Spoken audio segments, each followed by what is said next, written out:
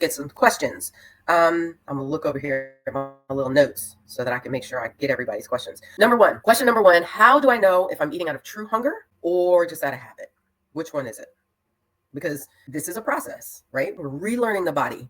We knew this information when we were 2 years old. I know what it feels like to be hungry and I'm done. I'm not eating anymore. You cannot force feed a 2-year-old.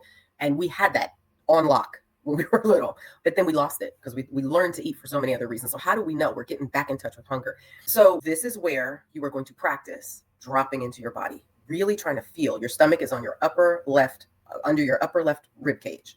Just this little pouch there that should have a growl or a pulling or a little nagging, quiet kind of sensation when it's empty.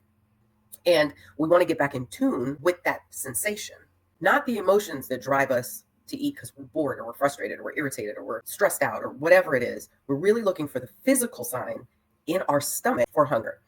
I want you to ask yourself a question when you're not sure. Am I willing to eat something boring? I don't know, plain oatmeal. I don't mean the sweetened stuff. I mean plain oatmeal, steamed rice, an unseasoned chicken breast, just a grilled, boring, plain old chicken breast. If you are not willing to eat bland food, you're not hungry. I'm not telling you to eat bland food.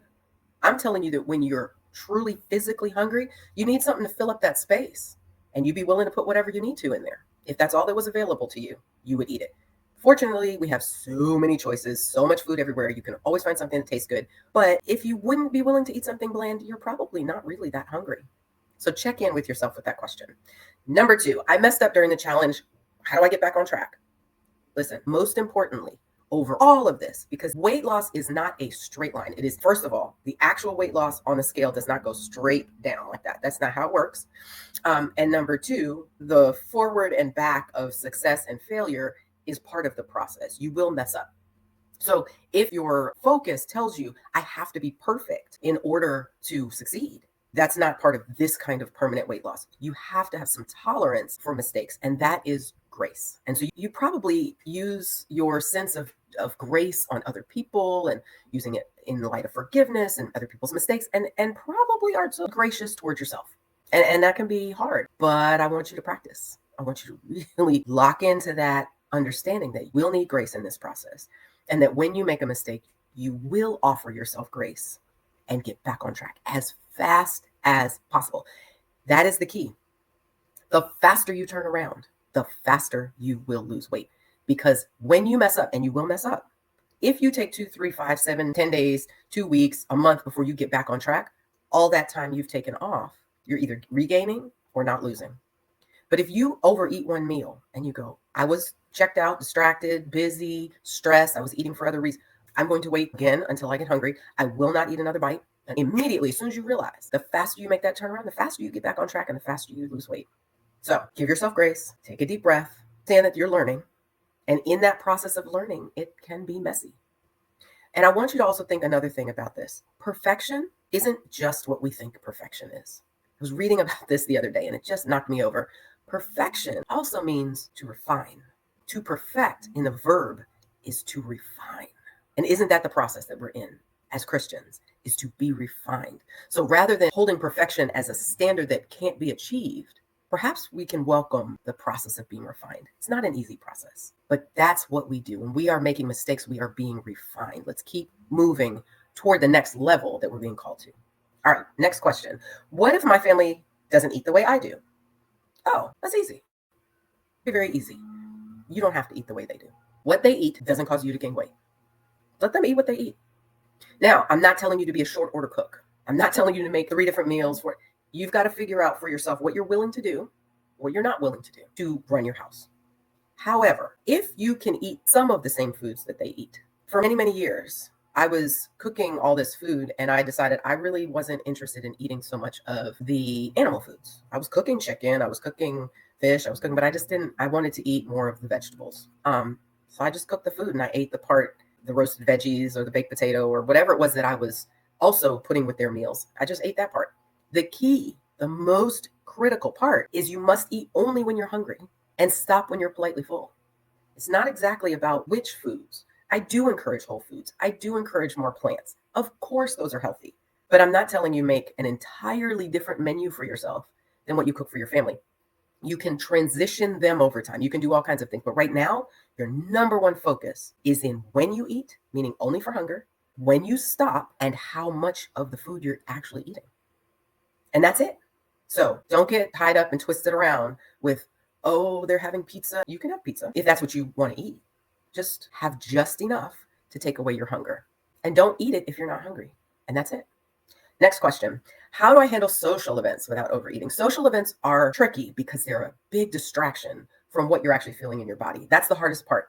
You're talking, you're busy, you're walking around. Sometimes it's anxiety provoking to be in those environments. Doing social stuff and eating is like learning to ride a bicycle. It's a little more advanced. Got to like a lot of pieces together to make that work. So a couple things. You want to make sure you're hungry when you go into the social event. If you're not hungry, you want to have an alternative plan. What am I going to do? I'm going to be around these people. I might be a little anxious because it's these interactions that I may or may not want to have. I'm going to make sure I have a glass of seltzer water with me, keep in my hand, I'm sipping on that. I will not be hanging around the food table. I'm going to make sure I'm going to make a plan. There's 3 people I need to talk to while I'm here, and then I can leave. So I'm going to go in and talk to those 3 people and with my glass of seltzer, and I'm going to keep it moving. Or you make sure you're hungry walking in and you decide in advance, I'm going to get one of the little cocktail plates. I will take my top 3 favorites. I would cruise the table first, look at everything that's there, pick your top 3 or whatever. Like, this is what I really want. This is what I could care less about, and just eat those things. And if you can, get the food. Don't walk around talking and eating. Go sit down and try to pay attention to how hungry you really are and just eat enough. And then leave the food. Go talk to people. Understand the number one thing about social events. Social events include food almost all the time. But the point of the event is not the food. I know we get very caught up in what are they going to serve and what's it going to be? Is it going to be heavy hors d'oeuvres? Is it going to be full meals? Is it going to be this? Is it going to be that? It's not the point. I don't care if it's Thanksgiving dinner. The food is actually not the point. The point is the people who are gathering in that event. And so if your focus is on the number one thing that you're there for, which is the people, food takes second place, which is the way it should be. People first, food second. If you keep it that way, you can focus and remember food is just for enjoyment and fueling. If you're not hungry, skip it. If someone offers you a way to take it home, take it and eat it when you are hungry, or don't worry about it. There'll be another event. Easier said than done sometimes, but thinking about it in advance and reprioritizing why you're doing that social event can help you stay in control around the food. All right, next. Oh, and last, what if I don't lose weight as fast as I want to? All right, we've all been on crash diets, super restrictive diets, and they can be really exciting because initially, especially, weight's just falling off left and right. You're watching scale just tick down, and it's so fun and it's so exciting. You're like, yeah, doing it. And how many of the times have you done one of those diets, lost a bunch of weight, well, even what small chunk of weight, and it stayed off? I would say never. So the most important thing to remember is speed is not the point. Let me put it in perspective for you. Whatever weight you are right now, if you lost a pound, 1 single pound a month for the next year, you'd be down 12 pounds at this time next year. If you did that for 5 years, and that's slow weight loss, 1 pound a month, 5 years times 12 pounds is 60 pounds. In 5 years from now, fast forward your clock from whatever age you are now to 5 years from now and subtract 60 pounds from your current weight. What kind of difference would that make to be 60 pounds lighter 5 years from now versus what most people are doing, especially at midlife, which is gaining 3 to 5 pounds a year over year? And how discouraging that is. And it's not even for a lot of people big weight gain in a year. It's just year after year. And you go, how did I get 20 extra pounds? How did I get 40 extra pounds on? That's how. So doing that in reverse would be an incredible victory. And I want you to think about it that way. Focus less on speed, more on consistency, more on shifting your focus, more on putting food where it belongs under the lordship of Jesus and how he calls us to eat in a way that honors the body, that honors God, that puts God and his ways of eating first. So if you can do that, sustainable weight loss is much more powerful than quick weight loss. So that's all I have for you today. If you want more support, what can you do? All right, a couple things. I have a mindful eating course that you can purchase. And for participants of this challenge, you can get it at a discount. I'll give you 20% discount if you want to get that mindful eating course. That's another way to support yourself, to help manage your thinking around food, to help even in the moment. What do I do? Just to drop into yourself. It's a series of videos, tools, meditations, so that you can use them on the fly and help yourself deal with the food situations in front of you and make a mindful decision so that you can honor God with your body.